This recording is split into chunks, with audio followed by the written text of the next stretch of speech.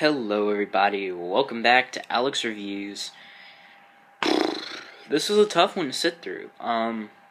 So, as you know, since you clicked on the video, I'm reviewing Norm of the North today. I've decided to watch every single animated film through 2016. Yes, I've decided to torture myself, which means I have to sit through films like this, Ratchet and Clank, Ice Age 5, which I'm still on the about if it's going to be good or not. And then I guess I'm going to have to sit through The Wild if that's coming out this year. And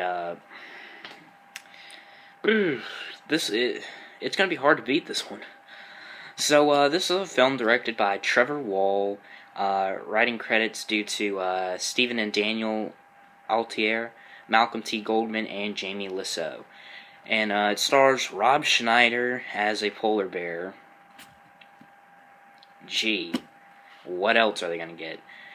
And named Norm, and he is the grandson, or I guess son, of the king.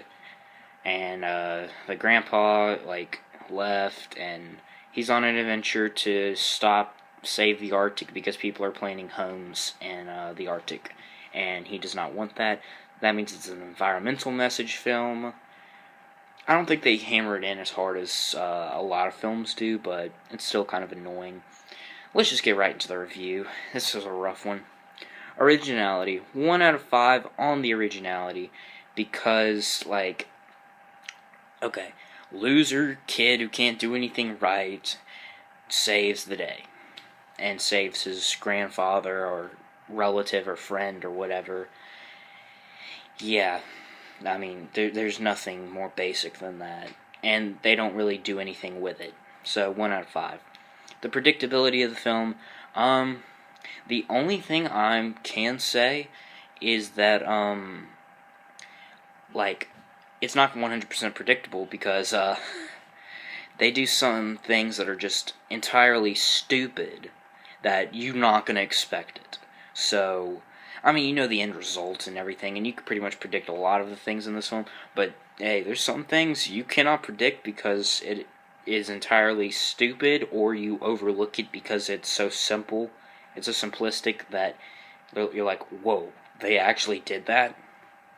So, 2 out of 5 there. The characters, these characters are bad. The only two that I really actually cared for at all, and I didn't like, this isn't top 10 animated characters of the year even. I can already name 10 from any other film that are better than this. I liked Norm, I guess, because he's the main character, basically. And Vera, who is like the mother thing, voiced by Heather Graham. There's not really a lot of characters to like. Mr. Green, spoiler alert, is the villain. Socrates was not that likable. Grandfather, I guess, was likable, but he didn't do anything to forward the plot. And actually, that's a lot of the characters in this film. They're okay characters, I guess, but they do absolutely nothing to forward the plot, therefore they're irrelevant. Like, Norm's brother, Norm's girlfriend, I guess, his grandfather, I guess, did do something. He got captured. So, damsel in distress character. Yeah, that's what we want. But those two and the lemmings who are unlikable. Well, I guess they're likable if you're 5 years old, but they're unlikable as characters because they literally pee in the film and fart about 1/3 of their screen time. That's all they do. They're there for comic relief or to be the minions, just like in Despicable Me had the minions. And the minions in Despicable Me were fine. I mean, I didn't love them or anything, but I actually got a couple laughs out of them. But then they made Despicable Me 2, and they were overused. And then they made Minions, the movie, which I have yet to see, and I don't want to see because I don't care about them that much. I mean, I like him as a comic relief character. It's like Dory. You shouldn't make Finding Dory, because I don't care about Dory getting her own movie.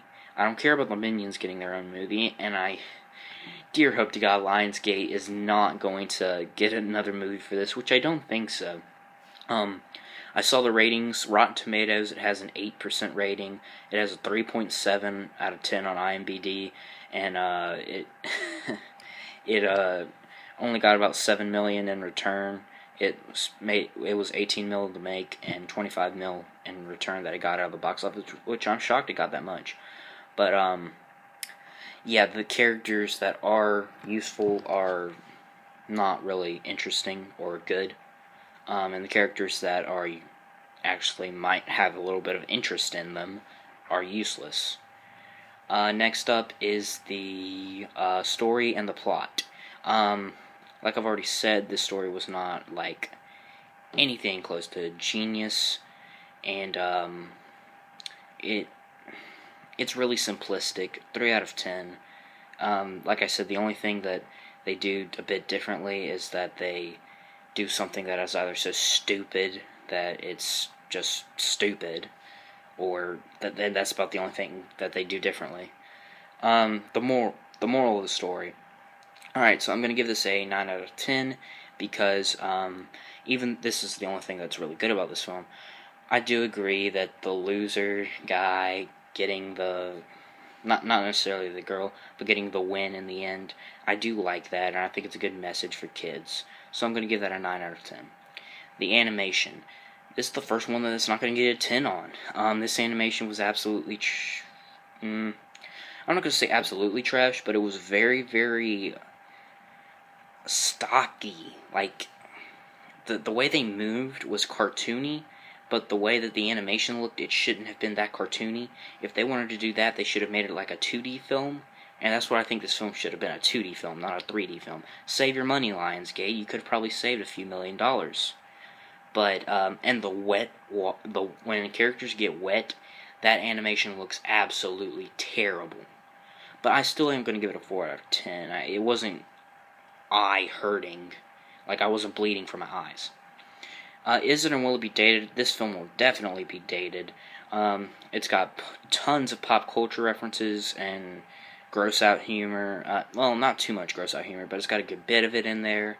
It gives you about 5 minutes of it in the total. This film's only an hour and a half. And 5 minutes of an hour and a half, that's a decent bit. And when you have that with fart and pee jokes, that's not, no. Unless you're into that kind of stuff. And it has like 7 or 8 songs in this film. None of them are original. Well, I guess they're original by the artist, but you know, they're pop songs. And there's one really popular one that they hash out, "Shut Up and Dance" by Walk the Moon. I even like that song, and I was like, please don't ruin this song. They didn't necessarily ruin it, but it didn't do anything towards the plot or the story. It was kind of like a montage scene. So 1 out of 5, this film will definitely be dated. The pacing of the film, yeah, I mean, I watched it online, and I paused the film, and I went to go do something, and then I came back, and I hit the button, then I watched another 10 minutes, and I paused to go do something. I just got bored throughout the film, so I just stopped watching and went somewhere else. It's terribly paced, and I was never even keyed in on it, so it wasn't like an up and down like kind of Finding Dory was. It was just a constant no, no, no. So, no. The impact of the film. 3 out of 10. I didn't really feel anything. I mean, the biggest impact for me was when the film was over, because I was shouting, yes, it's over, finally, now I can do this crappy review on it. This is not a good... The impact, I guess I was happy for Norm, because, like I said, I did kind of like Norm. He was a decent character. Nothing close to great, but he was a decent character, I guess. So 3 out of 10. Does it hit the target audience and beyond? Well, since I watched this by myself, I don't really have a good viewing on this, and I have not seen many reviews on it. I've only seen The Mysterious Mr. Enter and someone else that I can't remember that I watched a while back, like right after it first came out. So, I don't know what a lot... I guess I do know, since it has an 8% on Rotten Tomatoes, a lot of people think it's bad, but I've never heard of a kid talk about it before. Hey, did you see Norm of the North? I might ask them later, but at this point in time, I do not know like what kids think about it. So I'm just going to assume that they either didn't see it or they thought it was okay. So I'm going to give it a 5 out of 10. The relatability of the film, you could probably find, you can find some. I'm not gonna say probably. I'm gonna say you can find something. You could relate to Olympia, who is a relatively useless character in this film. Maybe Vera, maybe Norm. Of course, the loser guy. So I don't know. It just seems like more of a stereotype than a character I can relate to, especially with well, I'll get to that in the next point. The voice acting didn't really help too much. So 4 out of 10 on that. And the voice acting, what for my main complaint about it was, throughout the film, I'm like, hey, Norm, can you get up to the microphone and speak a little bit louder? Okay, just a little bit more. Can you speak up, please? I cannot hear what you're saying. And that was, it was mainly Norm, but it also happened to the grandpa. I don't think it happened to Vera. I think it happened to Olympia. I don't think it happened to Mr. Green either. He was usually loud. The voice actors in this film: Rob Schneider, Heather Graham, Ken Jeong, Bill Nighy, Cole Meany, Loretta Devine, Michael McAlton, and Maya Kay. Those are basically the main ones. And Gabriel Iglesias. Those are the main ones that actually had a point in the film. And most of them did not speak up, and I mean, I have my computer on 100 volume, and I'm not hearing it. So that's not a good sign. Also, they didn't portray emotion very well. I guess whoever voice acted the lemmings, which it wasn't really hard to do, you just like scream. They did a decent job with it, and I think Mr. Green was decently portrayed emotion, but besides that, nobody else really showed much emotion. But I'm still going to give it a 7 out of 10. They tried, and that's what this film was, I believe. I can pretty much see that they did try with this film. They wanted to do something. Lionsgate wanted to do something with this film. But Norm of the North, it has a 3.7 on IMDb. I'm giving it a little bit higher. I'm giving it a 4.2 out of 10. This film was not really good in any sense, and it was messy. It knows where it wanted to be, but it was a bit lazy. I think they kind of rushed it, and I'm nearly certain on this fact here that this was supposed to be a direct-to-DVD release. However, it got moved onto a movie release, which I have no clue why.